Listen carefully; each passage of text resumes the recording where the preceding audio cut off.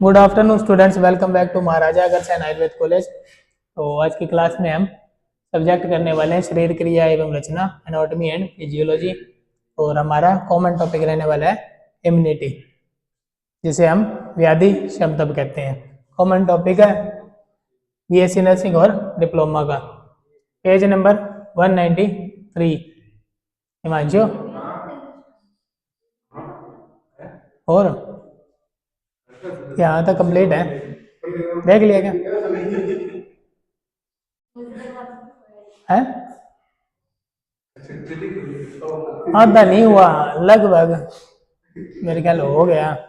पीछे भी जो इसके बाद सिस्टम शुरू हो रहे हैं ना, उसमें भी काफी सिस्टम हो चुके हैं। सिर्फ अपना है नर्वस सिस्टम रहता है, रिप्रोडक्टिव सिस्टम रहता है, और है 4 हो गए ना। है कितने टोटल? 7 है। कौन कौन से हैं?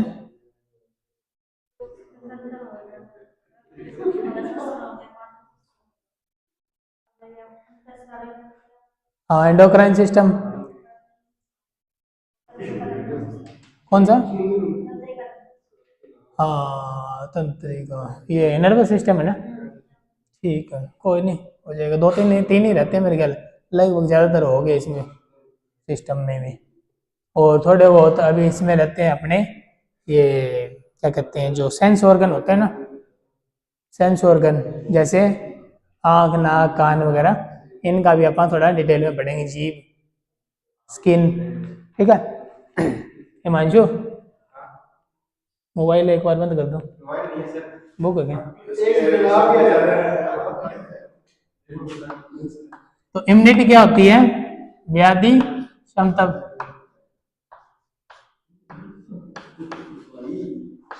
व्याधि को रोकने की क्षमता, इम्यूनिटी।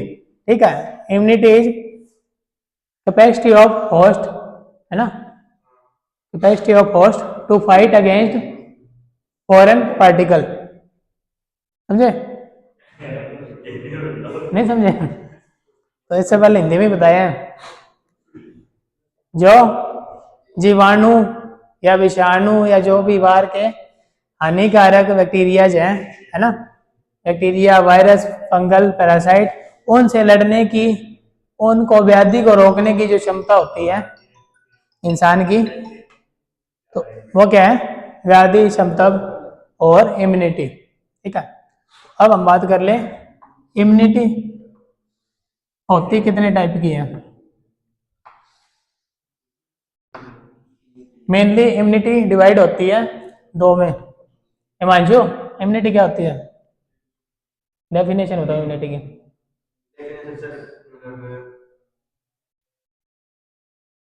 रोग को रोकने के लिए जो पावर का यूज होता है शरीर में, शरीर में, जैसे कि आपको देखो, आपको हिम्मत आ रहा है, उस हिम्मत को कहते हैं।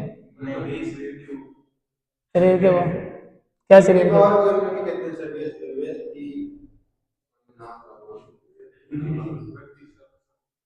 है व्याधि शख्स तब नहीं, क्षमतव, क्षमतव जो व्याधि से लड़ने की क्षमता है?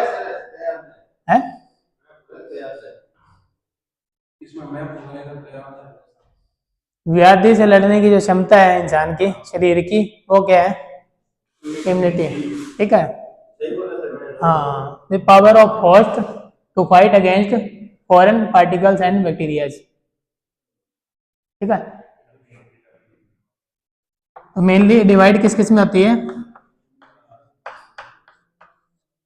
इन्नेट इम्यूनिटी,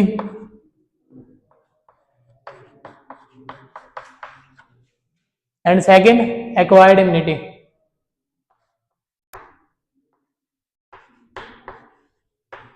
इन्नेट इम्यूनिटी और एक्वायर्ड इम्यूनिटी, 2 प्रकार की इम्यूनिटी होती है। इन्नेट इम्यूनिटी क्या है? जो बाय बर्थ होती है, यानी कि जो जन्म से इंसान के शरीर में प्रेजेंट होती है। ठीक है हिमांशु, इननेट इम्यूनिटी कौन सी होती है? जो जन्म से बाय बर्थ प्रेजेंट होती है इंसान के शरीर में। ठीक है,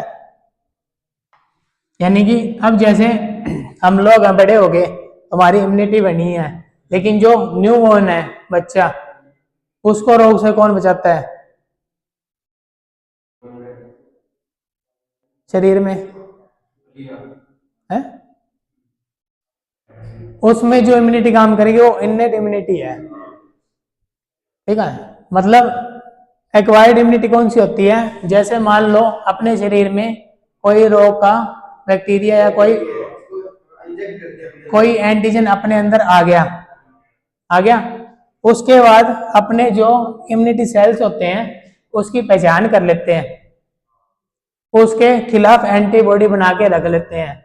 इन फ्यूचर में ये कभी दोबारा आया तो इस पे हमला बोल देंगे। ठीक है, ये तो ही एक्वायर्ड इम्यूनिटी। एक्वायर्ड यानी कि जो हमने एक्वायर की है लाइफ में, जन्म के बाद हमने एक्वायर की है। ठीक है, इननेट क्या है? उसके अंदर पहले से प्रेजेंट है। ये इस चीज का, ये इम्यूनिटी वेट नहीं करेगी कि कोई एंटीजन आए फिर उसके लिए एंटीबॉडी तैयार करें। ठीक है, ये क्या है? इननेट इम्यूनिटी है फर्स्ट प्रोसेस। जैसे ही कोई एंटीजन बॉडी में एंटर किया, इस इम्यूनिटी ने अपना काम शुरू कर देना है। ठीक है, end to end. Acquired immunity क्या है? स्लो। जैसे आपकी बॉडी में बैक्टीरिया या एंटीजन ने एंटर किया, उसके बाद ये उसको पहचानेगी, फिर उसके बाद उसके खिलाफ एंटीबॉडी बनाएगी, टाइम लगेगा। ठीक है, और ये क्या है? फास्ट है। इसमें क्या है? No memory.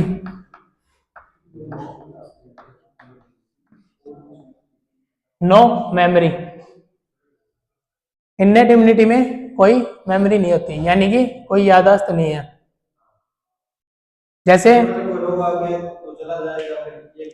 कोई रोग एंटीजन अंदर आया, इसने अपना एंटीबॉडी वगैरह बना दी, उससे फाइट करेगी, लेकिन उसको याद नहीं रखेगी कि कौन सा एंटीजन आया था किस बीमारी का। एक्वायर्ड में क्या होता है? कोई जैसे आपके अंदर किसी भी प्रकार की कोई फीवर का बैक्टीरिया आ गया, तो ये क्या करेगी? इसके अंदर मेमोरी होती है प्रेजेंट, मेमोरी होती है। ये क्या करेगी? उस बैक्टीरिया के खिलाफ उसको याद रखेगी, इस प्रकार का बैक्टीरिया या वायरस आया था, उसके खिलाफ एंटीबॉडी बना लेगी। जब भी वो दोबारा आएगा, उसके लिए जो मतलब अलग अलग एंटीजन होंगे, तो उसके खिलाफ अलग अलग ही एंटीबॉडी बनाएंगे। सेम एंटीबॉडी सारों पे काम नहीं करेगी। ठीक है, तो ये उसमें मेमोरी में फेड हो जाएगी कि अगर ऐसा कोई बैक्टीरिया आया तो हमने ये वाली एंटीबॉडी भेजनी है। लेकिन इसमें क्या है? आ गया, इसने रिस्पॉन्स कर दिया, लेकिन कोई मेमोरी नहीं है, दोबारा भी आया तो इसको ये नहीं पता कि ये नया है या पुराना है। ठीक है, तो क्या हो गया? Not specific. नॉट स्पेसिफिक यानी कि ये जो रिस्पॉन्स करेगी इननेट इम्यूनिटी, ये आज भी वैसा ही रिस्पॉन्स करेगी, कल भी वैसा ही रिस्पॉन्स करेगी। किसी मतलब स्पेसिफिक, अगर जैसे मैंने आपको बताया, कोई जैसे मान लो मलेरिया वाला कोई पैरासाइट अंदर आया है, ठीक है, उसके लिए भी वैसे ही रिस्पॉन्स करेगी, या किसी नॉर्मल बुखार वाला बैक्टीरिया के लिए भी वैसे ही रिस्पॉन्स करेगी। लेकिन जो एक्वायर्ड में क्या है? ये स्पेसिफिक एंटीबॉडी बनाएगा। हाँ, यानी कि अलग अलग जो बैक्टीरिया वायरस है उसको पहचान के, क्योंकि इसमें मेमोरी है, तो अलग अलग एंटीबॉडी तैयार करेगा। तो ये स्पेसिफिक है। एक्वायर्ड में मेमोरी भी है, याद भी रखेगा, और प्रोसेस लेकिन स्लो है। इननेट में क्या है? फर्स्ट रिस्पॉन्स है, मेमोरी नहीं है। ठीक है, और नॉट स्पेसिफिक, स्पेसिफिक नहीं है। वैसा ही रिस्पॉन्स जुकाम के लिए करेगी, वैसा ही रिस्पॉन्स बुखार के लिए करेगी, और लेकिन वो क्या है? स्पेसिफिक एंटीबॉडी तैयार करेगी सबके लिए लड़ने के लिए। हाँ, तो इम्यूनिटी क्या है? It is power of host to fight against foreign particles. ठीक है, तो बैक्टीरिया जो हमारे जो व्याधि उत्पन्न करने वाले जीवाणु, विषाणु, कवक या पैरासाइट है, उनके खिलाफ लड़ने की जो क्षमता शरीर की है वो इम्यूनिटी है। और इम्यूनिटी दो टाइप में डिवाइड होती है, एक इननेट इम्यूनिटी होती है, एक एक्वायर्ड इम्यूनिटी होती है। इननेट इम्यूनिटी जो बाय बर्थ होती है, एक्वायर्ड इम्यूनिटी जो हम अपने जीवन में प्राप्त करते हैं, एक्वायर करते हैं। ठीक है, और एक्वायर्ड कैसे करते हैं? जैसे जब हम पैदा हो गए उससे लेके पूरे जीवन में अपने को पता नहीं किस कैसे कैसे रोग होते हैं अलग अलग। ठीक है, तो रहती है लेकिन कमजोर हो जाती है, काम नहीं कर पाती इतनी। इननेट भी, इननेट क्या शुरू में है, ठीक है, मतलब है, लेकिन है ना बाद में जैसे मान लो ये स्पेसिफिक नहीं है, रिस्पांस तो ये भी देगी लेकिन इसको स्पेसिफिक नहीं है, ना मेमोरी है, ये हाथों हाथ फास्ट रिस्पांस तो करेगी लेकिन ज्यादा काम आने वाली कौन सी है? स्पेसिफिक, अलग अलग जो अपने, अब जैसे स्मॉल पॉक्स बचपन में किसी को एक बार ये जो चिकन पॉक्स हो जाता है ना, क्या चिकन पॉक्स होना जरूरी नहीं है, लेकिन क्या है कि वो हो जाता है क्योंकि तब तक उसके खिलाफ कोई एंटीबॉडी नहीं है अपने। जब हो गया तो एक्वायर्ड इम्यूनिटी क्या करेगी? उसके खिलाफ स्पेशल एंटीबॉडी बना लेगी। नहीं समझे? जिसको नहीं हुआ ना, अगर वो जिसके हुआ पड़ा है अभी ताजा उसके कांटेक्ट में आएगा ना, तो उसके होने के चांसेस 100% रहते हैं। हाँ, होता जरूर, मतलब ये कंपल्सन नहीं, 100% होएगा ही होएगा। अगर मान लो आपको नहीं हुआ अभी तक, आपके घर में किसी बच्चे को हो गया, आप उसके पास बैठोगे, टच करोगे या उसके ड्रॉपलेट आपके अंदर जाएंगे, तो आपको होने के चांसेस 99.9% चांस है। जबकि अगर मुझे हुआ है, मैं उसके पास भी बैठ गया, तो मेरे को दोबारा होने के चांसेस बहुत कम है, क्योंकि एक्वायर्ड इम्यूनिटी ने वो स्पेसिफिक एंटीबॉडीज बना ली है। मेरे को हुआ है तो उसने स्पेसिफिक एंटीबॉडी बना चुका है, लेकिन आपके अंदर अभी वो स्पेसिफिक एंटीबॉडीज है वो नहीं बनी।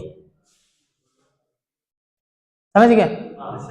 तो यही फर्क है इननेट में और एक्वायर्ड में। हाँ, दोबारा होने के चांसेस नहीं है। देखो पता क्या है, 100% कुछ भी नहीं होता, ठीक है, क्योंकि कुछ वो होते हैं क्या,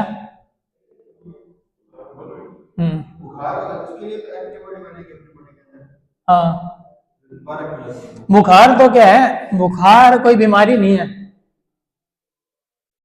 बुखार सिर्फ एक लक्षण है, बुखार अपने दोस्त है। बुखार क्या है? वो लक्षण है, वो एक तरह से इम्यूनिटी का हिस्सा है। बुखार क्या हो गया? वो एक सूचक है, आपको मैसेज दे रहा है आपके अंदर कोई इन्फेक्शन आ चुकी है, बैक्टीरिया अंदर आया, बॉडी में डिवाइड होगा, आपकी बॉडी रिस्पॉन्स करेगी, आपके टेम्परेचर को बढ़ाएगी ताकि ये जो बैक्टीरिया बाहर से आए मर जाए गर्मी से। बुखार भी होना एक साल में 1-2 बार होना जरूरी है? जुकाम तो फिर वो बीमारी है। हाँ, जुकाम तो बैक्टीरियल भी कोल्ड हो सकता है, वायरल भी हो सकता है, लेकिन मतलब बुखार जो हो रहा है वो क्या है, एक लक्षण है, बीमारी नहीं है। अपने को एक तो इससे पता लगता है कि इन्फेक्शन आपके शरीर में कोई ना कोई हो चुकी है। जब बुखार वगैरह आता है तभी आप टेस्ट कराने जाते हैं ब्लड का, नॉर्मली तो कोई भी नहीं करवाता जब तक कोई दिक्कत ना हो तो। ठीक है, तो उसके बाद ही अब एक प्रोसेस अपना नेचुरल है, अपनी बॉडी क्या करेगी, अपने शरीर में गर्मी को बढ़ाएगी ताकि गर्मी से वो बैक्टीरिया मर जाए। ठीक है, तो बुखार भी होना जरूरी है। तो ये है इननेट, यानी कि अपने अंदर ये इम्यूनिटी जन्म से, इननेट यानी कि जो, हाँ, जन्म से जो बच्चा हुआ उसके अंदर ही है। एक्वायर्ड क्या है, अपने अपनी लाइफ में उसको एक्वायर किया है। जैसे जैसे अपने को बीमारी होगी अपना इम्यून सिस्टम क्या करेगा, उसके खिलाफ एंटीबॉडी तैयार कर लेगा। एक बार तो हो जाएगी बीमारी, नेक्स्ट टाइम क्या है, लड़ने के लिए वो तैयार होंगे। तो डेंगू हो तो डेंगू के लिए कौन सा वायरस होता है डेंगू का है? तो जो भी है उसके खिलाफ अपनी जो शरीर है इम्यूनिटी तैयार रखेगा, इम्यूनिटी को बना के रखेगा, ठीक है। और जरूरी नहीं अगर एक बार हो गया इम्यूनिटी बन गई तो फिर वो दोबारा नहीं होगा, क्योंकि ये कोशिश करेगी काफी हद तक कि उससे लड़ लिया जाए। अगर आपकी इम्यूनिटी कमजोर है, वो आपकी जो एंटीबॉडीज ने बनाई है वो उससे लड़ने के लिए पर्याप्त नहीं है, तो वो फिर से भी हो जाएगा रोग, और वो एंटीजन पहले से ज्यादा स्ट्रांग बन के आया हो। समझ गए? तो अब जैसे आपको टाइफाइड हुआ है, ठीक है, विडाल कौन सा बैक्टीरिया होता है?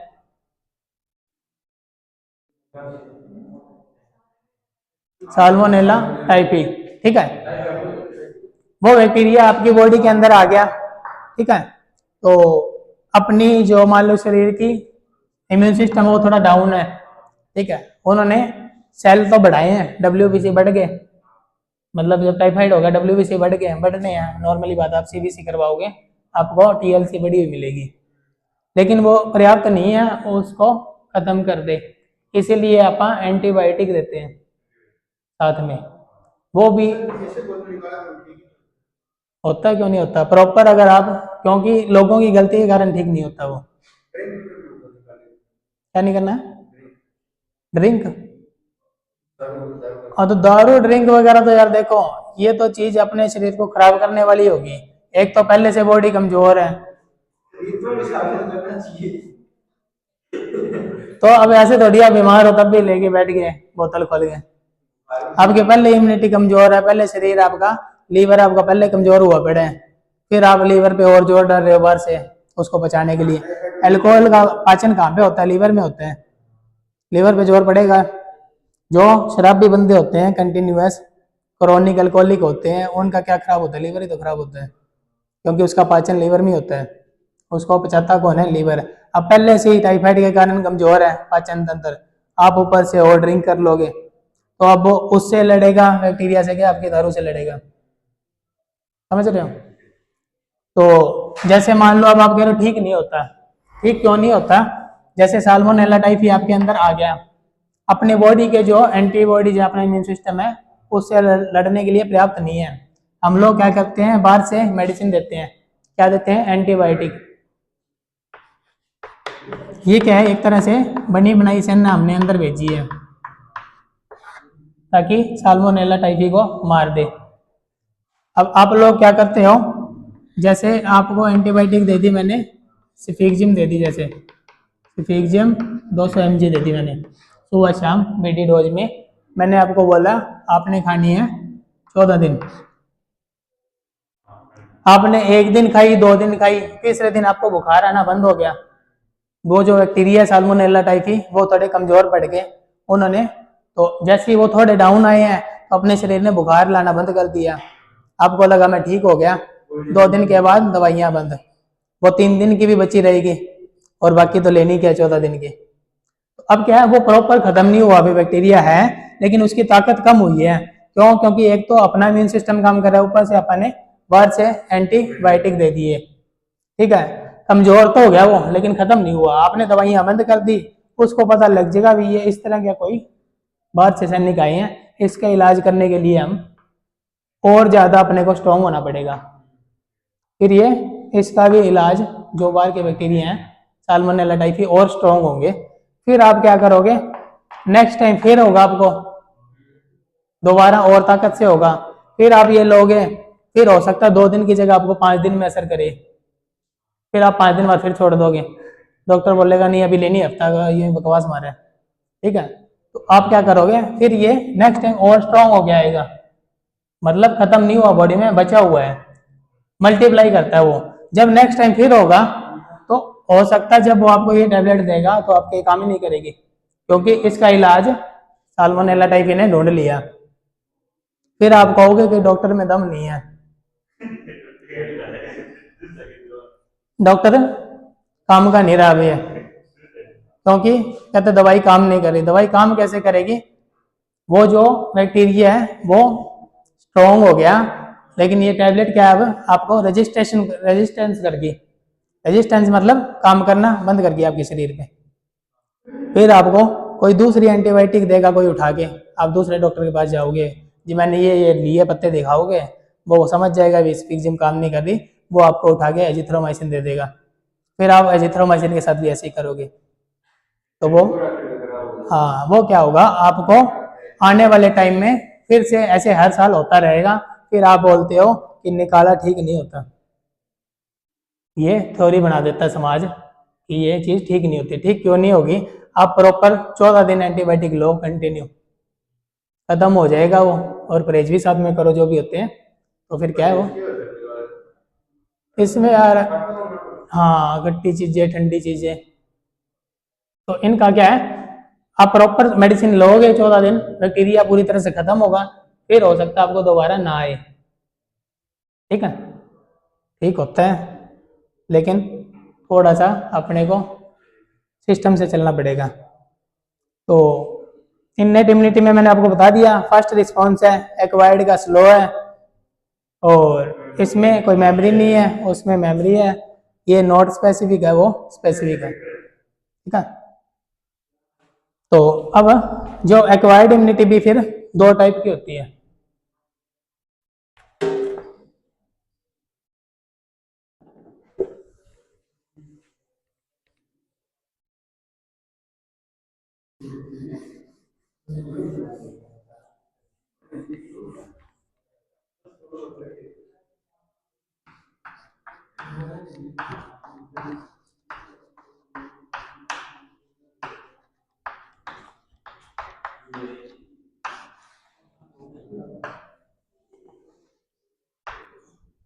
एक्टिव इम्यूनिटी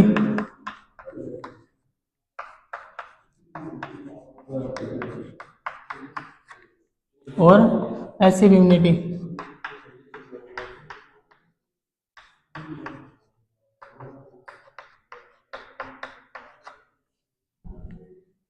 नेचुरल और आर्टिफिशियल।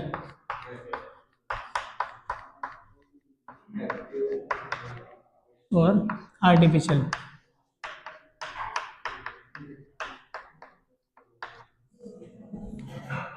नेचुरल एक्टिव भी होगी, नेचुरल पैसिव भी होगी, फिर आर्टिफिशियल एक्टिव भी होगी और आर्टिफिशियल पैसिव भी होगी।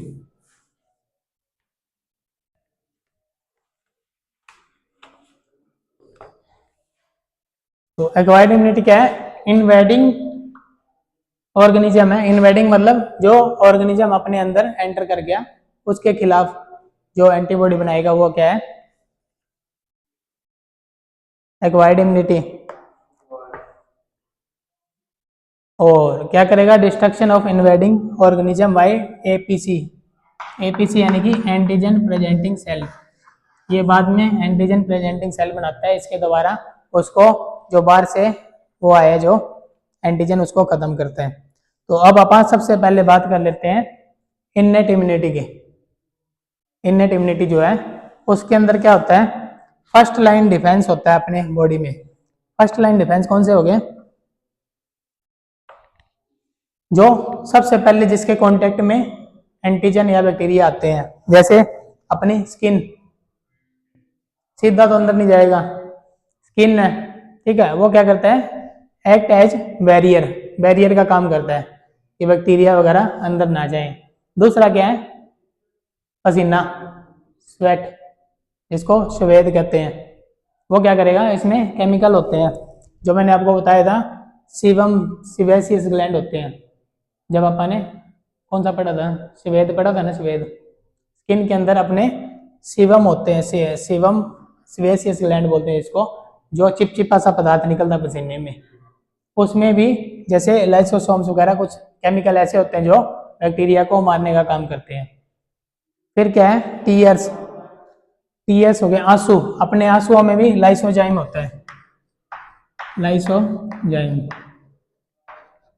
ये क्या करता है, ये भी जो बाहर के फॉरेन पार्टिकल उनको मारता है, ताकि आंखों में इन्फेक्शन ना हो। ठीक है, आंखों के द्वारा अगर कुछ जा रहा है तो क्या है, लाइसोजाइम जो टीयर्स है, अपने टीयर्स कहते हैं आंसुओं को, आंसुओं के अंदर लाइसोजाइम होता है, ये इस क्या करता है, एंटीजन को खत्म करता है। और क्या है, स्लाइवा, अपना थूक है, उसमें भी लाइसोजाइम होते हैं, ये भी बैक्टीरिया वगैरह को, एंटीजन को, फॉरेन पार्टिकल को मारने का काम करते हैं। और म्यूकस, म्यूकस क्या है, जैसे अपने नेजल एरिया रेस्पिरेटरी ट्रैक्ट में जो म्यूकस है वो क्या करेगा, एंटीजन को पकड़ने का काम करेगा और उसको मारने का काम करेगा। और स्टमक एसिड जो अपना HCl है, हाइड्रोक्लोरिक एसिड है, ये भी क्या करेगा, पैथोजन को मारने का काम करता है। तो ये क्या है, फर्स्ट लाइन डिफेंस है, सबसे पहले जो एंटीजन के कांटेक्ट में आएंगे।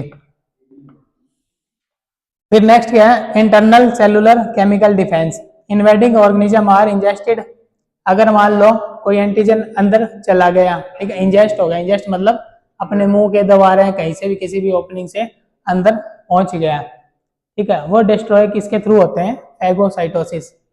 फैगोसाइटोसिस क्या होता है,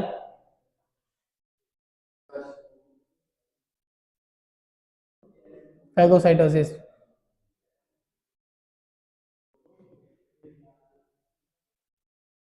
फैगोसाइटोसिस होते हैं, फैगो मतलब खाना, साइटोसिस यानी कि सेल को, जो ये एंटीजन होते हैं अपने अंदर ऐसे सेल होते हैं, सेल को नहीं खाते, अपने अंदर ऐसे सेल होते हैं जो क्या करते हैं, जो एंटीजन और बैक्टीरिया होते हैं उनको खा जाते हैं। ठीक है, जैसे लिम्फोसाइट थे, है ना, WBC है जो, WBC के 5 पार्ट थे, कौन कौन से थे, हैं,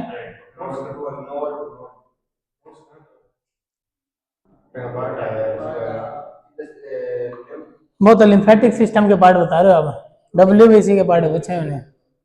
WBC में 5 टाइप के सेल्स होते हैं, कौन कौन से होते हैं,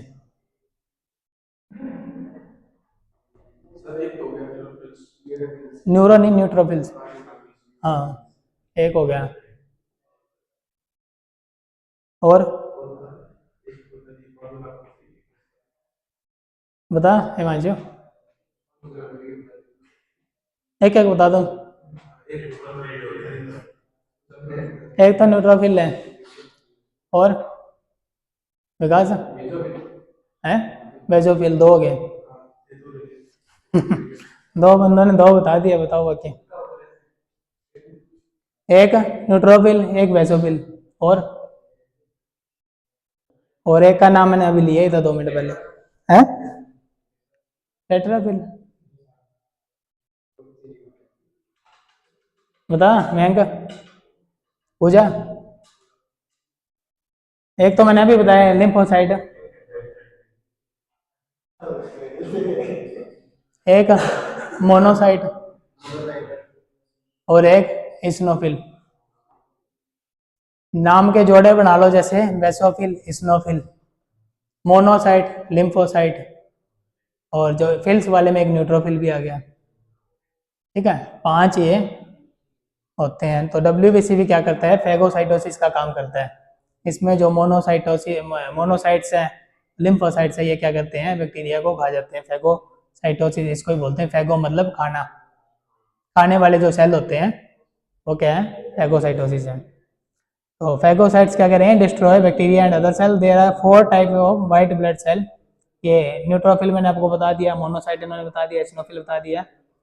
एंटी माइक्रोबियल प्रोटीन, कुछ अपने प्रोटीन होते हैं जैसे इंटरफेरॉन्स होते हैं, ये क्या करते हैं, जो वायरल सेल होते हैं उनको खा जाते हैं। ठीक है, तो इन्फ्लामेशन है, जो इन्फ्लामेशन क्या होती है विकास, इन्फ्लामेशन क्या होता है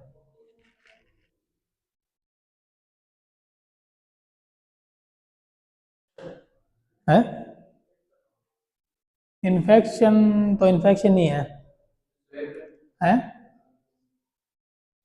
क्या, सही बता रहा, बोला है, श्वेत रक्त नहीं करनी अपने, वो तो WBC है। मेरे को सुना स्वेलिंग, जो सोजिश होती है ना, वो इन्फ्लेमेशन होती है। सोजिश को, शोथ को आयुर्वेद में शोथ कहते हैं, सोजन या सोजिश है। हाँ, स्वेलिंग इन्फ्लेमेशन होती है, ठीक है, किसी चीज का सूज जाना इन्फ्लेमेशन है। तो क्या है, ये भी क्या है, एक इम्यून रिस्पॉन्स है। कोई इन्फेक्शन कहीं पे हुई है तो वहां पे सोजिश आ जाती है। सोजिश आके वहां पे क्या होगा, ब्लड सप्लाई बढ़ जाएगी।